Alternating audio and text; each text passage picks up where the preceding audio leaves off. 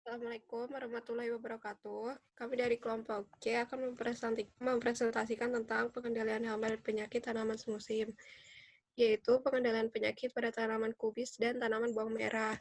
Perkenalkan, saya Novadia Salsabila, NIM 103. Nama saya Diamondita, NIM akhir 115. Nama saya Adias Prilia, NIM akhir 015. Nah, yang pertama saya akan menjelaskan mengenai penyakit pada tanaman kubis. Penyakit pada tanaman kubis yang pertama yaitu klaprut atau akar gada.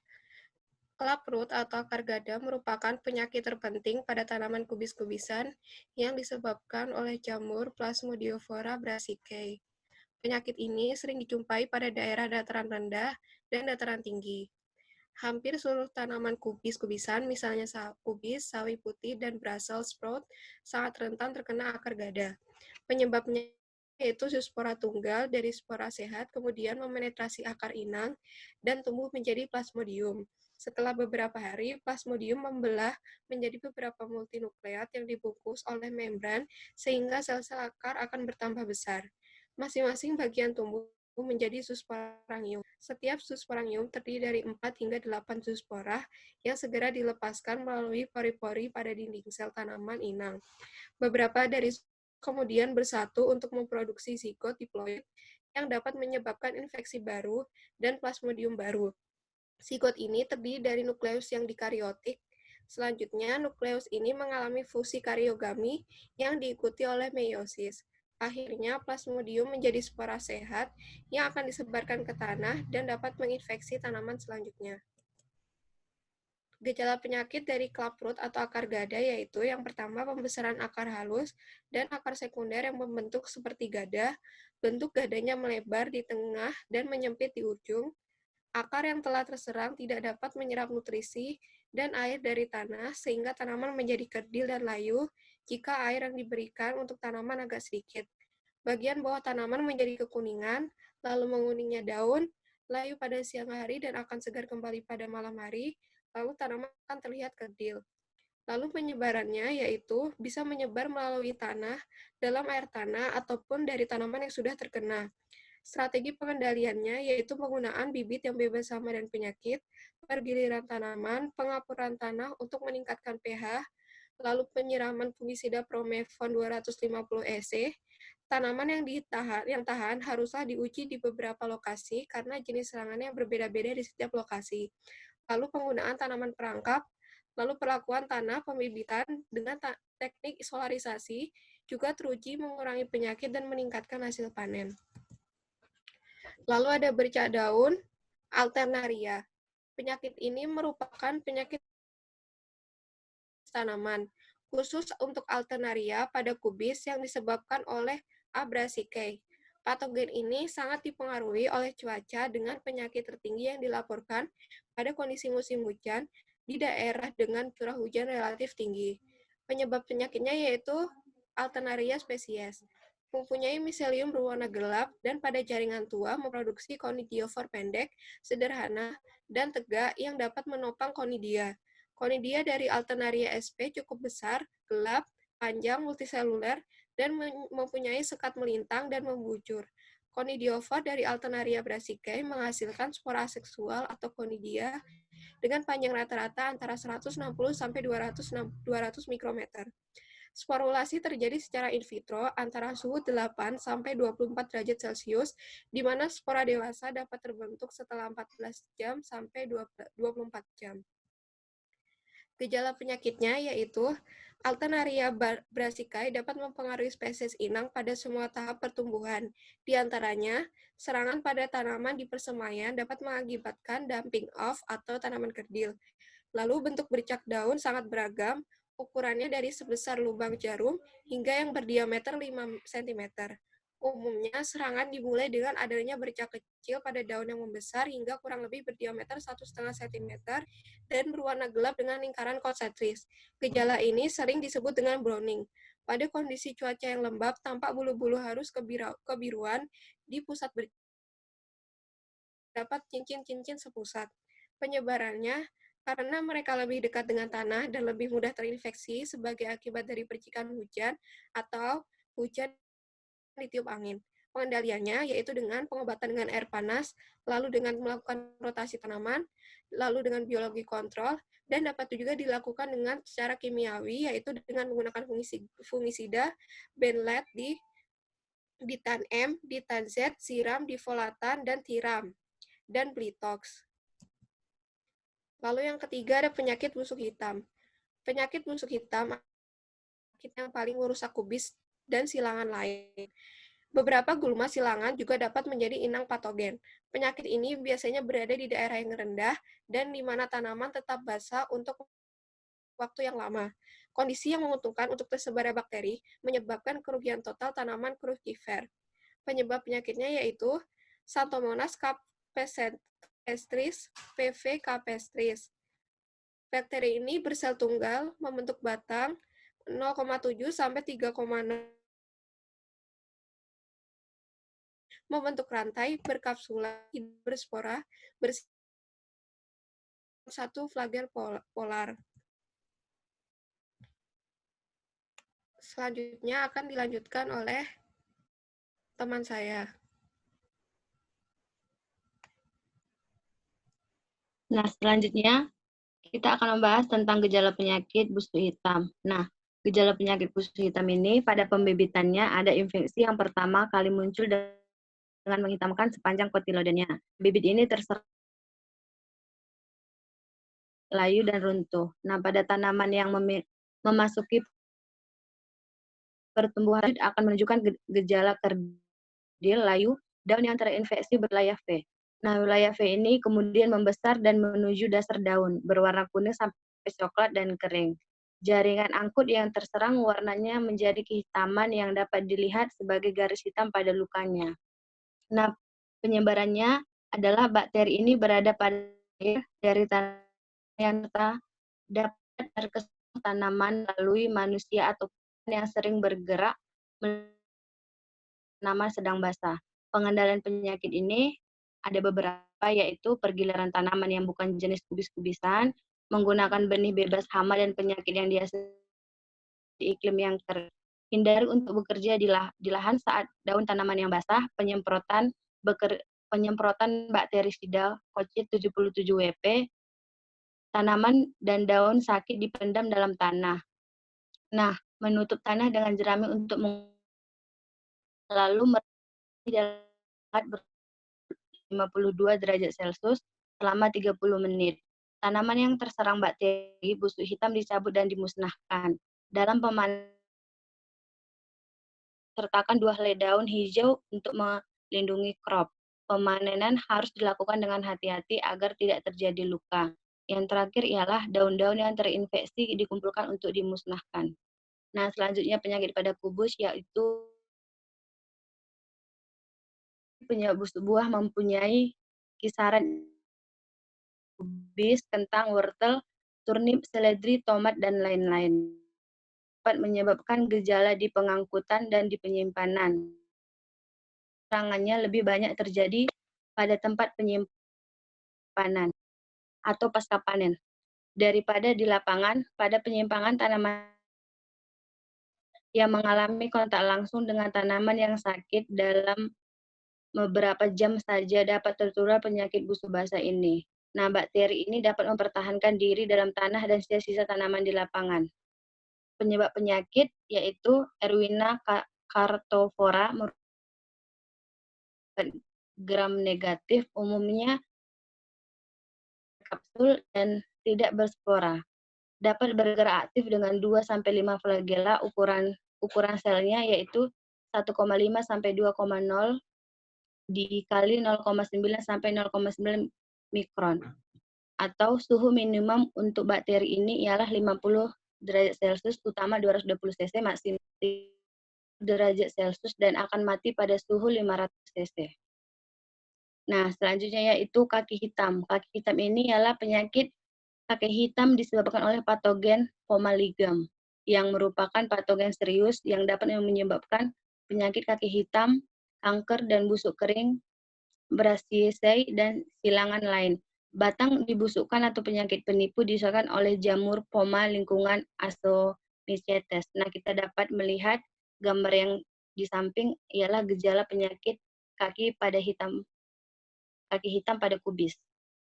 Selanjutnya yaitu gejala penyakitnya ada beberapa. Yang pertama ialah pada awalnya kuning kehijauan, kemudian kelabu kuning, akhirnya abu-abu, depresi dengan ungu ke perbatasan hitam. Selanjutnya yaitu kanker memanjang pada pangkal batang, mula-mula berwarna coklat muda, kemudian menjadi kehitaman yang sering dikelilingi oleh batas berwarna ungu. Selanjutnya di batang tengah luka terdapat titik-titik hitam yang terdiri dari pycnidium, jamur penyebab penyakit. Selanjutnya, kanker dapat meluas sehingga batang bergelang, bagian dalam batang busuk kering berwarna coklat, mula-mula terdapat bercak warna pucat.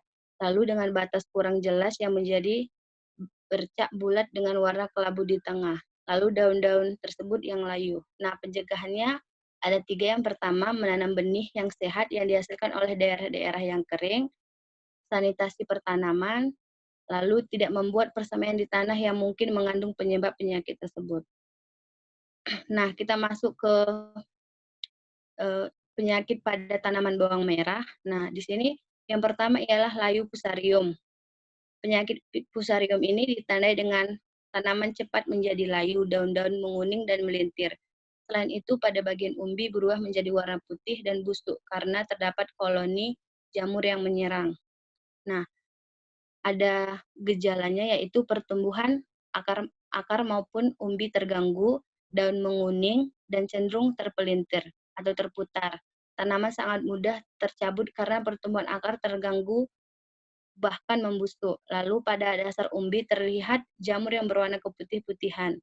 Sedangkan jika umbi lapis dipotong membujur, terlihat adanya pembusukan yang berawal dari dasar umbi meluas ke atas maupun ke samping. Selanjutnya serangan lanjut akan mengakibatkan tanaman mati yang dimulai dari ujung daun dan dengan cepat menjalar ke bagian bawahnya.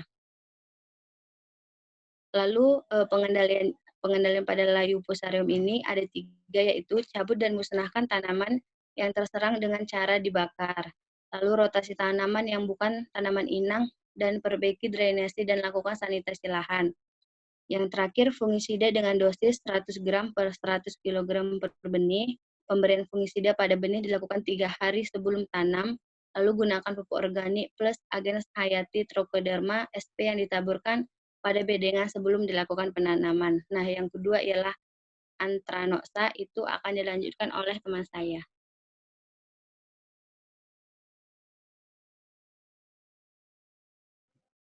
Selanjutnya adalah penyakit Anthranoxa.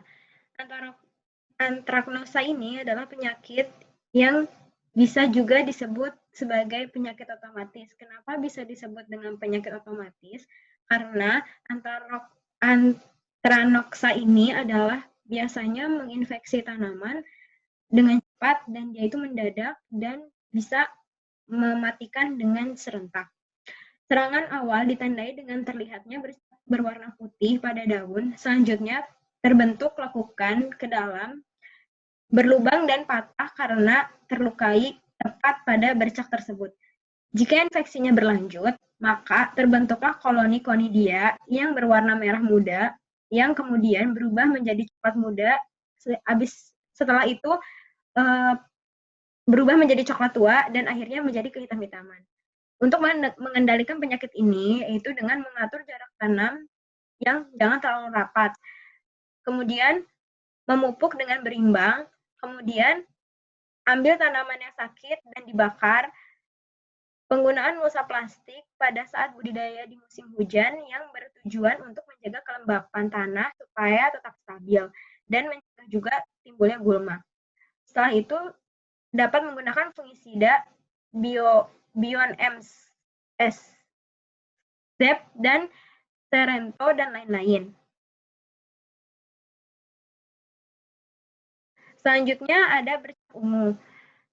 Gejala dari penyakit ini yaitu pertama daunnya menimbulkan bercak berukuran kecil, melepuh ke dalam, berwarna putih dengan pusat yang berwarna ungu. Jadi di tengah-tengahnya ada warna ungunya. Terus serangan berlanjut dengan cepat, bercak berkembang hingga menyerupai cincin dengan bagian tengah yang berwarna ungu. Yang tadinya warna ungunya hanya di tengah, dia akan menyebar ke pinggir-pinggirnya, ke sampingnya, dan meluas ke seluruh daun. Nah, ujung daunnya mengering sehingga daunnya patah, permukaan tersebut akhirnya berwarna coklat kehitaman. Serangan dapat berlanjut ke umbi yang menyebabkan umbi membusuk, berwarna kuning, lalu merah kecoklatan. Setelah itu, umbi akan membusuk dan berair yang dimulai di bagian leher. Kemudian, jaringan umbi yang terinfeksi mengering dan berwarna lebih gelap. Cara mengendalikannya adalah dapat memperbaiki drainase, melakukan pemupukan secara berimbang, terus melakukan rotasi tanaman, tapi dengan yang tidak sejenis.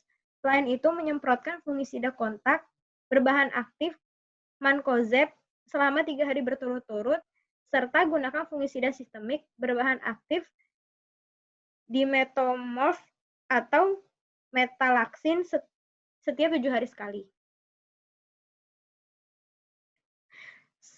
Setelah itu ada virus mosaik bawang. Penyakit ini disebabkan oleh onion yellow dwarf virus. Virus yang berada pada umbi ini mengakibatkan sulitnya untuk dikendalikan, dan tanaman yang terserang oleh virus ini ditandai dengan pertumbuhan tanaman yang kerdil, warna daunnya belang, hijau pucat sampai bergaris kekuningan. Selain itu, pada bagian daun juga mengecil, berpilin, sehingga tanaman akan nampak menjadi kerdil meskipun tidak mengalami pemendekan, sedangkan ukuran umbinya yang terkena virus mosaik ini akan menyusut sehingga produksinya jadi rendah. Setelah itu tangkai bunganya akan menguning dan malai bunga mengecil sehingga menghasilkan sedikit bunga.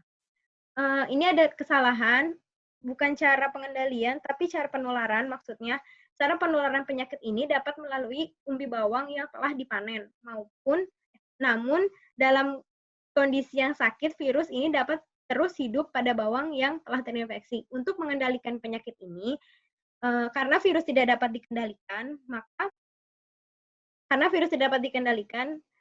sehingga untuk pengendaliannya hanya dapat tidak menanam tanaman bawang pada lahan yang sudah terdapat virus ini. Selanjutnya ada penyakit mati pucuk, di mana penyakit mati pucuk ini disebabkan oleh cendawan Phytophthora pori. Penyakit ini merusak bagian ujung-ujung tanaman. Gejalanya terkena penyakit mati pucuk yaitu bagian ujung menjadi busuk basah, kemudian mengering dan warnanya berubah menjadi kuning kecoklatan, lalu jadi putih. Untuk mengendalikan penyakit ini, yaitu tidak menanam saat musim hujan. Selain itu, menggunakan benih yang sehat dan bebas hama dan penyakit. Setelah itu, bisa juga rotasi tanaman dengan yang bukan tanaman sejenis. Setelah itu, potong pucuk daun yang terserang, kemudian musnahkan dengan cara dibakar. Jika sudah melakukan cara-cara tersebut, tapi tidak bisa untuk mengendalikan, bisa juga menggunakan dengan menggunakan pestisida dengan antrakol atau ditane. Seperti itu. Selanjutnya, penyakit embun bulu. Penyakit ini disebabkan oleh Peronospora destructor. Nah, ini menyerang daun bawang pada saat kelembapan tinggi. Penyakit embun bulu menempel pada permukaan daun, membentuk spora yang lama-lama akan menginfeksi dan masuk ke dalam daun atau batang. Gejala serangannya ini, pertama, daun menjadi hijau pucat dan kemudian menjadi kuning, sedangkan bagian umbi yang terinfeksi berwarna coklat pada lapisan luarnya akan menjadi lunak dan mengerut. Kemudian jamurnya akan membentuk massa spora yang sangat banyak, yang terlihat sebagai bulu-bulu yang seperti bulu-bulu halus warna ungu, yang menutupi daun bagian luar dan batang umbi. Cara mengendalikannya dapat menggunakan potong dan kumpulkan daun yang terserang lalu dibakar. Gunakan bibit sehat dan bebas sama penyakit. Selain itu bisa juga dengan rotasi tanam. Jangan tanam bawang merah pada musim hujan, kabut, serta saat ada berembun. Kemudian bisa dapat dengan menyemprotkan fungisida berbahan aktif tiram, ditambahkan Mancozeb, dosis pemakaiannya 3 sendok dengan 17 liter air. Dah.